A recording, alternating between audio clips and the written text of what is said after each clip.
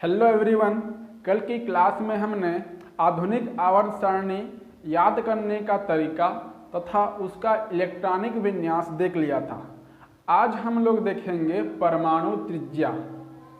तो त्रिज्या किसे कहते हैं यह आप सभी जानते हैं कि केंद्र से बाह्य परिधि के बीच की दूरी को त्रिज्या कहते हैं, लेकिन परमाणु में यहाँ केंद्र नहीं बोलना है, नाभिक बोलना है। ठीक है, मान लीजिए ये कोई परमाणु है, परमाणु का ये कोई केंद्र है, नाभिक है, और इस नाभिक से बाह्य परिधि के बीच की दूरी उसकी त्रिज्या r कहलाती है। परंतु समस्या यह है कि बाह्य परिधि में परमाणु में जो होता है, बाह्य परिधि को क्या कहते हैं, ये कक्ष कहते हैं, और इस कक्ष में इलेक्ट्रॉन पाए जाते हैं। तो इलेक्ट्रॉन की पाए जाने की जो प्रायिकता हम लोग प्रदर्शित करते हैं, ठीक है, जिसको देखिए इलेक्ट्रॉन की स्थिति जो होती है इस कक्ष में फिक्स नहीं रहती। ये इलेक्ट्रॉन जो है चारों तरफ घूमते रहता है यह इलेक्ट्रॉन। तो कहने का तात्पर्य इस इलेक्ट्रॉन का पोजीशन जो होता है फिक्स जो होता है ये नहीं होता है, फिक्स जो होता है ये बिल्कुल नहीं होता है। तो हम त्रिज्या पूर्ण रूप से सीधा नहीं निकाल सकते हैं। ठीक है, परमाणु की त्रिज्या डायरेक्ट नहीं निकाल सकते क्योंकि इलेक्ट्रॉन का पोजीशन फिक्स नहीं रहता है। ठीक है, ये इलेक्ट्रॉन इस प्रकार से घूमते रहता है, और इसे क्वांटम सिद्धांत ने भी कहा है कि इलेक्ट्रॉन के पाए जाने की प्रायिकता को ही प्रदर्शित करता है कक्ष में। कक्ष में इलेक्ट्रॉन पाए जाने की प्रायिकता ही केवल बताता है क्वांटम सिद्धांत। तो जब पोजीशन फिक्स नहीं है तो वैज्ञानिकों के लिए परमाणु की त्रिज्या निकालना एक समस्या हो गई। तब वैज्ञानिकों ने क्या कहा, हम डायरेक्ट तो परमाणु त्रिज्या नहीं निकाल सकते। तब उन्होंने एक फैक्टर लिया, एक आधार लिया कि यदि कोई परमाणु, ठीक है, आधार किसको लिया, यदि कोई परमाणु किसी प्रकार का बंध, रासायनिक बंध बनाता है, रासायनिक बंध या किसी प्रकार का आकर्षण बल, किसी प्रकार का भी आकर्षण बल हो सकता है, यदि वह आकर्षण बल, कोई भी परमाणु रासायनिक बंध या आकर्षण बल के द्वारा बंधा हुआ होगा, तभी हम परमाणु की त्रिज्या निकाल सकते हैं। अन्यथा परमाणु की त्रिज्या हम नहीं निकाल सकते क्योंकि इस इलेक्ट्रॉन का पोजीशन फिक्स नहीं होता है। तो देखिए परमाणु में किस किस प्रकार के रासायनिक बंध और आकर्षण बल पाए जाते हैं, उसके आधार पर परमाणु की त्रिज्या को 4 भागों में बांटा गया है। ठीक है, पहला जो होता है सहसंयोजी त्रिज्या होता है, दूसरा है धात्विक त्रिज्या, तीसरा वंडरवाल्स त्रिज्या, और चौथा आयनिक त्रिज्या होता है। मैं आज की क्लास में इस आयनिक त्रिज्या को आज नहीं पढ़ेंगे, आयनिक त्रिज्या को कल के लेक्चर में पढ़ेंगे। आज हम लोग सहसंयोजी त्रिज्या, धात्विक त्रिज्या और वंडरवाल्स त्रिज्या को ही कवर करेंगे। क्लियर है इतना? अब हम चलते हैं सबसे पहली त्रिज्या सहसंयोजी त्रिज्या की ओर। अब सहसंयोजी त्रिज्या किसे कहते हैं, ठीक है, और यह किन किन यौगिकों में पाया जाता है, ठीक है, किन किन प्रकार के परमाणुओं में पाया जाता है सहसंयोजी त्रिज्या। तो चलिए स्टार्ट करते हैं सहसंयोजी त्रिज्या। देखिए सहसंयोजी त्रिज्या पाया जाता है ऑक्सीजन में, नाइट्रोजन में, हाइड्रोजन में। ऑक्सीजन, नाइट्रोजन, हाइड्रोजन, क्लोरीन, मतलब एक ही प्रकार के जब परमाणु आपस में बंध बनाते हैं तब उन परमाणुओं में जो त्रिज्या होती है वही सहसंयोजी त्रिज्या होती है। जैसे मैं उदाहरण ले लेता हूं ऑक्सीजन का। देखिए ऑक्सीजन प्लस ऑक्सीजन आपस में बंध बनाते हैं, कौन सा बंध, सहसंयोजी बंध बनाते हैं, और सहसंयोजी बंध बनाने के बाद O2 अणु का निर्माण करते हैं। ठीक है, ऑक्सीजन अणु का निर्माण करते हैं। तो इनका जो त्रिज्या होता है उसमें सहसंयोजी त्रिज्या होती है। इस ऑक्सीजन अणु में सहसंयोजी त्रिज्या होती है। और किस प्रकार से होती है देखिए, मान लीजिए इस ऑक्सीजन का परमाणु यह है और यह इसका नाभिक है, दूसरे ऑक्सीजन का परमाणु यह है और यह इसका नाभिक है। ठीक है, यह इसका नाभिक है। यह पहला ऑक्सीजन परमाणु, यह दूसरा ऑक्सीजन परमाणु। पहले ऑक्सीजन का परमाणु का नाभिक ये और दूसरे ऑक्सीजन परमाणु का नाभिक ये होता है। तो देखिए इन दोनों नाभिकों के बीच की दूरी होती है, ये दोनों नाभिकों के बीच की दूरी, इस दूरी को मैं मान लेता हूं, इस दूरी को मैं मान लेता हूं d। कितना मानता हूं? इस दूरी को मैं मान लेता हूं d। तो दोनों नाभिकों के बीच की दूरी का आधा कौन सी त्रिज्या कहलाती है? सहसंयोजी त्रिज्या कहलाती है। ठीक है, सहसंयोजी त्रिज्या कहलाती है, याद रखेंगे। ठीक है, मान लीजिए पहला ऑक्सीजन परमाणु का ऑक्सीजन परमाणु यह है और यह इसका नाभिक है, दूसरा ऑक्सीजन परमाणु है, इसका नाभिक यह है। तो दोनों के बीच की दूरी को मैं d मानता हूं और उस दूरी का आधा, ठीक है, यह जो भी दूरी होगी, यह जो भी डिस्टेंस होगा, इस डिस्टेंस का आधा सहसंयोजी त्रिज्या कहलाती है। ठीक है, ऑक्सीजन में देखिए, मैं ऑक्सीजन अणु का मैंने यहाँ उदाहरण लिया है। तो ये जो बीच की दूरी d है, d का मान यहाँ पे होता है 132 पिकोमीटर, 132 पिकोमीटर। तो इसका जब मैं आधा करूँगा, तो आधा इसका हाफ करूँगा, तो मतलब 2 से डिवाइड करूँगा, तो इसका जो मान आता है वो आता है 66 पिकोमीटर, 66 पिकोमीटर। मतलब ऑक्सीजन अणु में सहसंयोजी त्रिज्या का मान 66 पिकोमीटर होता है। इतना क्लियर है? ठीक है, सहसंयोजी त्रिज्या आपको केवल ये याद रखना है कि जब एक ही प्रकार के परमाणु आपस में सहसंयोजी बंध के द्वारा बंधे होते हैं तो दोनों परमाणु के नाभिकों के बीच की दूरी का आधा सहसंयोजी त्रिज्या कहलाती है।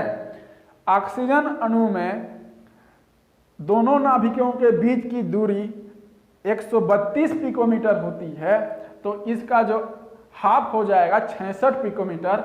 अतः 66 पिकोमीटर ऑक्सीजन अणु का सहसंयोजी त्रिज्या होगा। तो सहसंयोजी त्रिज्या यहाँ पर आप लोगों को समझ में आ गई होगी। अब हम लोग स्टार्ट करते हैं धात्विक त्रिज्या। अब धात्विक त्रिज्या बोला है, मतलब जो भी परमाणु होगा उसमें धात्विक बंध पाया जाएगा, अर्थात धातुओं की प्रॉपर्टी होगी धात्विक त्रिज्या। तो देखिए हमारा जो आवर्त सारणी है, इस आवर्त सारणी में s ब्लॉक के तत्व, d ब्लॉक के तत्व पूर्णतः धातु होते हैं। s ब्लॉक के तत्व और d ब्लॉक के तत्व पूर्णतः धातु होते हैं। सोडियम, मैग्नीशियम जो भी ले, सभी के सभी तत्व धातु होते हैं। अब देखिए धातुओं की खास प्रॉपर्टी यह होती है, ठीक है, चाहे कोई भी धातु ले लीजिए आप, जैसे मैं ले लेता हूं सोडियम, S ब्लॉक या D ब्लॉक की धातुओं की खास प्रॉपर्टी यह होती है कि यह एक इलेक्ट्रॉन त्याग कर, इलेक्ट्रॉनों को त्याग कर धन आयन सेंटर बनाते हैं, धनावेशित हो जाते हैं। किसी भी प्रकार का आप धातु ले लीजिए, जैसे सोडियम प्लस में परिवर्तित हो जाएगा एक इलेक्ट्रॉन त्याग कर। उसी प्रकार से मैग्नीशियम की मैं बात करूं तो यह मैग्नीशियम 2 प्लस में परिवर्तित हो जाएगा 2 इलेक्ट्रॉन त्याग कर। अर्थात धातु जो है, धातुओं में इलेक्ट्रॉन को त्याग करने की केवल प्रवृत्ति होती है, विद्युत धनात्मक प्रवृत्ति के होते हैं धातु।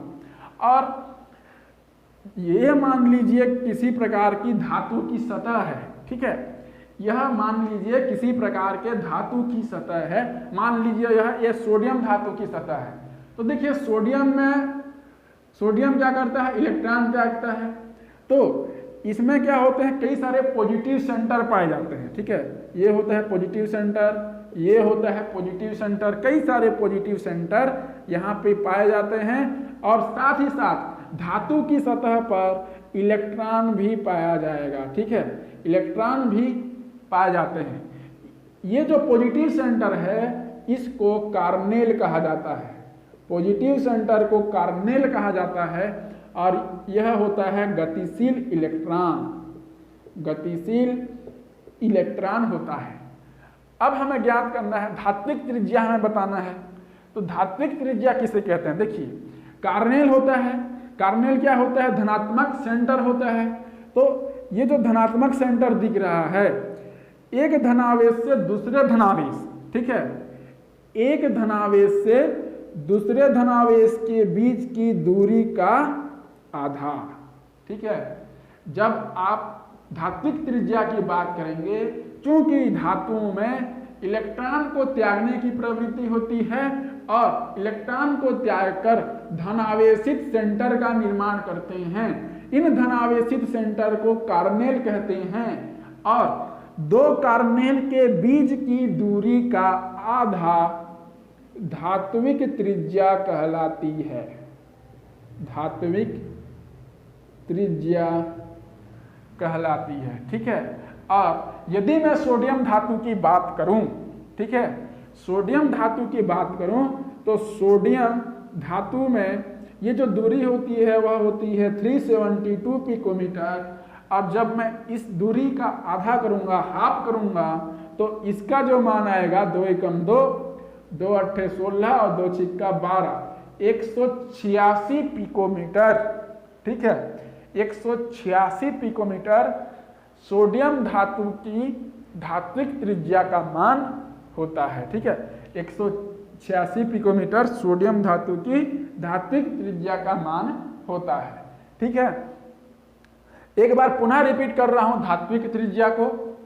देखिए एस ब्लॉक के तत्व और डी ब्लॉक के तत्व, एस ब्लॉक तत्व और डी ब्लॉक के तत्व पूर्णतः धातु होते हैं और धातु का मुख्य गुण होता है इलेक्ट्रॉन का त्यागना, और सभी के सभी धातु इलेक्ट्रॉन को त्याग कर पॉजिटिव सेंटर का निर्माण करते हैं और इन पॉजिटिव सेंटर को कार्नेल कहा जाता है, पॉजिटिव सेंटर को कार्नेल कहा जाता है, जो कि धातु की सतह पर उपस्थित होती है। तो दो कार्नेल के बीच की दूरी का आधा, दो कार्नेल के बीच की दूरी, यहाँ इस सेंटर से लेकर इस सेंटर की बीच की दूरी का आधा धात्विक त्रिज्या कहलाता है। सोडियम धातु में दो कार्नेल की बीच की दूरी का मान 372 पिकोमीटर होता है, तो यदि हम इसका हाफ करेंगे तो 186 पिकोमीटर सोडियम धातु की धात्विक त्रिज्या का मान हो जाता है। तो आई होप आप लोगों को धात्विक त्रिज्या और सहसंयोजी त्रिज्या समझ में आया होगा। अब हम लोग बढ़ते हैं वंडर वाल्स त्रिज्या की ओर।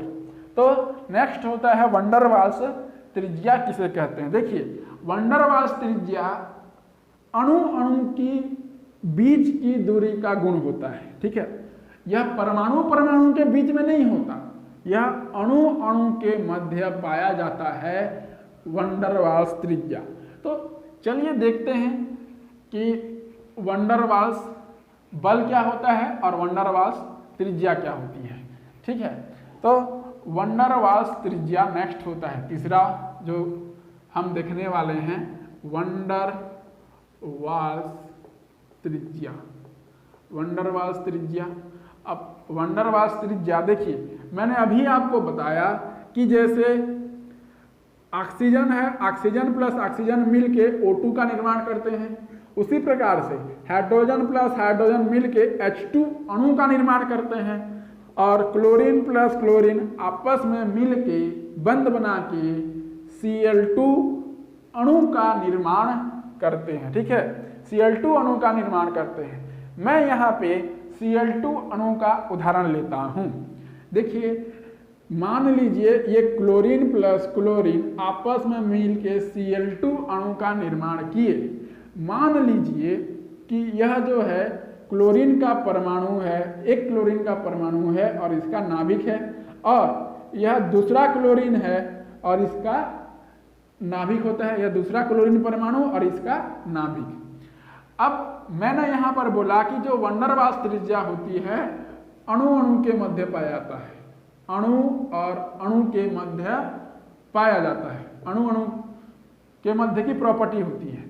तो ये तो हो गया पहला क्लोरीन, ये हो गया दूसरा क्लोरीन। तो ये एक क्लोरीन अणु हुआ, परमाणु प्लस परमाणु मिलकर अणु का निर्माण करते हैं। तो ये परमाणु और दूसरा परमाणु मिलकर क्लोरीन अणु का निर्माण किए। फिर सिमिलरली वही क्लोरीन का एक परमाणु दूसरे क्लोरीन परमाणु से आपस में मिलेंगे और दूसरे क्लोरीन अणु का निर्माण करेंगे। तो यह भी एक क्लोरीन का अणु हो गया और यह भी क्लोरीन का एक अणु हो गया। अब जब हम वंडरवाल्स त्रिज्या क्लोरीन और क्लोरीन अणुओं के मध्य या किन्हीं भी दो अणुओं के मध्य वंडरवाल्स बल पाया जाता है, ठीक है। इनके मध्य जो भी बल काम करेगा, ठीक है, इनके मध्य जो भी बल काम करेगा वह होता है वंडरवाल्स बल, ठीक है। वंडरवाल्स बल होता है इनके मध्य।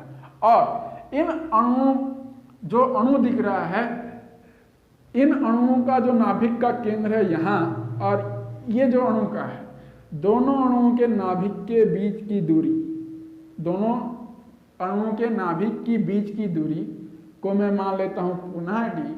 तो दोनों अणु के मध्य के बीच की दूरी का आधा वंडरवाल्स त्रिज्या होता है, ठीक है। वंडरवाल्स त्रिज्या कहलाता है, ठीक है। वंडरवाल्स त्रिज्या समझ में आया होगा। एक बार पुनः रिपीट करता हूं, देखिए वंडरवाल्स त्रिज्या अणु अणु के मध्य पाया जाता है, क्योंकि अणु अणु के मध्य वंडरवाल्स बल उपस्थित होता है। यदि दो क्लोरीन परमाणु आपस में मिलकर एक क्लोरीन अणु का निर्माण किए, दो क्लोरीन परमाणु पुनः एक बार क्लोरीन अणु का निर्माण किए, तो दोनों अणु के मध्य जो भी बल होता है वही वंडरवाल्स बल होता है, और दोनों अणुओं के बीच की दूरी का आधा वंडरवाल्स त्रिज्या कहलाता है, ठीक है। दोनों अणु के बीच की दूरी का आधा वंडरवाल्स त्रिज्या कहलाता है। और जब मैं यहाँ पे क्लोरीन का उदाहरण लिया हूँ, तो क्लोरीन में दोनों बीच की दूरी जो होता है d/2, d का जो मान होता है, दोनों के डिस्टेंस का मान होता है, वह होता है 360 पिकोमीटर, और इसका आधा हो जाएगा 2 एकम 2, 2 अट्ठे 16, 180 पिकोमीटर इसका मान आ जाएगा। तो वंडरवाल्स क्लोरीन के मध्य वंडरवाल्स त्रिज्या का मान 180 पिकोमीटर आता है। तो यहाँ पे वंडरवाल्स त्रिज्या, धात्विक त्रिज्या और सहसंयोजी त्रिज्या, ये तीनों प्रकार की त्रिज्या समाप्त होती है। अब प्रश्न यह उठता है, आयनिक त्रिज्या को मैं कल के लेक्चर में बताऊंगा, ठीक है। अब प्रश्न यह उठता है सहसंयोजी त्रिज्या, धात्विक त्रिज्या और वंडरवाल्स त्रिज्या में कि सबसे अधिक त्रिज्या किसकी होती है और सबसे कम त्रिज्या किसकी होती है। तो सबसे जो अधिक त्रिज्या होती है, चूंकि वंडरवाल्स त्रिज्या होती है, और वंडरवाल्स त्रिज्या अणु अणु के मध्य पाए जाने वाली त्रिज्या होती है, इसीलिए जो होता है वंडरवाल्स त्रिज्या का मान अधिक होता है। तो यदि आपको प्रश्न पूछा जाए कि सबसे अधिक त्रिज्या किसकी होती है, इन तीनों त्रिज्याओं में सबसे अधिक त्रिज्या होती है वंडरवाल्स त्रिज्या, ठीक है। वंडरवाल्स त्रिज्या का मान सबसे अधिक, उसके बाद धात्विक त्रिज्या का मान होता है, और धात्विक त्रिज्या के बाद सबसे जो कम होती है, सबसे कम त्रिज्या का मान होता है सहसंयोजी त्रिज्या, सहसंयोजी त्रिज्या, ठीक है, सहसंयोजी त्रिज्या। तो ये जो त्रिज्या का क्रम है, ठीक है, ये त्रिज्या का क्रम है। सबसे अधिक वंडरवाल्स त्रिज्या और सबसे कम सहसंयोजी त्रिज्या होती है। आयनिक त्रिज्या का मान तो और भी कम होता है, ठीक है। सहसंयोजी त्रिज्या में सहसंयोजी बल पाया जाता है, ठीक है। सहसंयोजी त्रिज्या में सहसंयोजी बल होता है, सहसंयोजी बल होता है। इसमें होता है धात्विक त्रिज्या में धात्विक बंध होता है, धात्विक बंध होता है, और वंडरवाल्स त्रिज्या में वंडरवाल्स बल होता है, ठीक है। वंडरवाल्स बल होता है। तो ये जो वंडरवाल्स बल होता है, सहसंयोजी बल होता है, आयनिक बल होता है, इसको हम अध्याय 4 में पढ़ने वाले हैं। तो यहाँ पे आपको टेंशन लेने वाली बात बिल्कुल नहीं है, ठीक है। वंडरवाल्स बल के बारे में अधिक टेंशन या किसी भी प्रकार के बल के बारे में टेंशन लेने की बात यहाँ पर नहीं है। केवल आपको यहाँ पे त्रिज्या से संबंधित तथ्य आपको याद रखने की ये सारी त्रिज्याएं क्या क्या होती है। अब हम पढ़ने वाले हैं त्रिज्या को प्रभावित करने वाले कारक। देखिए त्रिज्या को 3 प्रकार के कारक प्रभावित करते हैं। पहला होता है नाभिकीय आवेश, दूसरा है कक्ष की संख्या और तीसरा होता है परिरक्षण प्रभाव। ये त्रिज्या को प्रभावित करने वाले कारक हैं। अब सबसे पहला पॉइंट हम लोग देखते हैं नाभिकीय आवेश।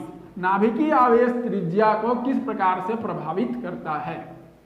देखिए मान लीजिए यहाँ पर कोई एक परमाणु का केंद्र है और इस परमाणु के चारों ओर एक कक्ष है, कई सारे कक्ष यहाँ पर उपस्थित हैं। तो जानते हैं इस कक्ष में क्या पाए जाते हैं, इलेक्ट्रॉन, ठीक है, और नाभिक में प्रोटॉन पाए जाते हैं, ठीक है, नाभिक में प्रोटॉन पाए जाते हैं, इतना आप जानते हैं। और नाभिक धनावेशित होता है और इलेक्ट्रॉन ऋणावेशित होता है। और 2 विपरीत आवेशों के मध्य हमेशा आकर्षण बल होता है, ठीक है, आकर्षण बल होता है, अर्थात नाभिक और इलेक्ट्रॉन के मध्य आकर्षण बल पाया जाता है। तो नाभिक का आवेश, मैंने पहला जो टॉपिक यहाँ पे प्रभावित करने वाले कारक हैं वो होता है नाभिकीय आवेश, ठीक है, नाभिकीय आवेश है। तो नाभिकीय आवेश की जब मैं बात करूं तो नाभिक में धनावेश होता है, इलेक्ट्रॉन में ऋण आवेश होता है। क्योंकि 2 विपरीत आयनों में आकर्षण बल होता है तो यह नाभिक में आवेश जितना अधिक होगा, ठीक है, आवेश जितना अधिक होगा त्रिज्या का मान भी उतना ही कम होता है, ठीक है। आवेश का मान, नाभिकीय आवेश का मान जितना अधिक होगा त्रिज्या का मान उतना ही कम होगा, क्योंकि इलेक्ट्रॉन को अपनी ओर आकर्षित करने की प्रवृत्ति उसमें होती है। तो यह हो गया नाभिकीय आवेश। त्रिज्या को प्रभावित करने वाले कारक में इतना ही आपको लिखना है कि नाभिकीय आवेश का मान जब भी अधिक होता है त्रिज्या का मान कम होता है। दूसरा होता है कक्ष की संख्या, दूसरा है कक्ष की संख्या। अब देख लीजिए, ये मान ली ये तो है आपका नाभिक, नाभिक के चारों ओर ये पहला कक्ष है, ये दूसरा कक्ष है और ये तीसरा कक्ष है। मतलब कक्ष की संख्या जितनी अधिक होगी, कक्ष की संख्या जितनी अधिक होगी त्रिज्या का मान भी उतना ही अधिक होता है, ठीक है। कक्ष की संख्या जैसे जैसे बढ़ती जाएगी त्रिज्या का मान भी बढ़ता जाता है, ठीक है। अब एक तीसरा जो कारण है वह होता है परिरक्षण प्रभाव। और परिरक्षण प्रभाव किसे कहते हैं, यह सबसे पहले हमको समझना जरूरी होता है कि परिरक्षण प्रभाव क्या होता है। तो चलिए हम लोग पढ़ते हैं परिरक्षण प्रभाव। अब परिरक्षण प्रभाव ये तो है आपका नाभिक, परमाणु का नाभिक, और ये है परमाणु के बाहर की ओर की कक्षा। और इस कक्षा में क्या पाया जाता है, इलेक्ट्रॉन। मैं सबसे पहले यह समझाना चाहता हूं कि परिरक्षण प्रभाव होता क्या है, ठीक है। यह परिरक्षण प्रभाव होता क्या है, तो देखिए ये परिरक्षण प्रभाव को समझते हैं। ये मान लीजिए कोई परमाणु है, ठीक है, यह मान लीजिए कोई परमाणु है, यह है परमाणु का नाभिक और नाभिक के बाहर पाया जाता है कक्षा। और इस कक्ष में इलेक्ट्रॉन पाए जाते हैं, ठीक है, इलेक्ट्रॉन पाए जाते हैं।